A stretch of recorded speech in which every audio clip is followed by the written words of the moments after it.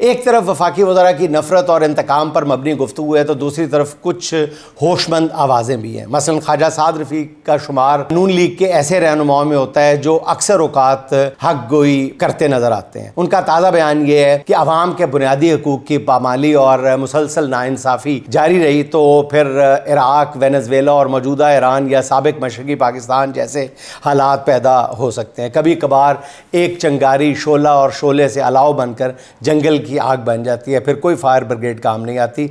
बैरूनी दुश्मन हमेशा ऐसे लम्हात के मुंतज़िर रहते हैं। पहल सियासतदानों ही को करना होगी, आज नहीं तो कल, कल नहीं तो परसों। साद रफ़ीक साहब हालात की बिल्कुल दुरुस्त तर्जमानी कर रहे हैं। अभी वह सिर्फ नताइज के बारे में बात कर रहे हैं। बेहतर होता कि वो उन मसाइल की भी निशानदेही कर देते जिनकी वजह से चिंगारी शोला और शोले के अलाव बनने का ख़तरा है।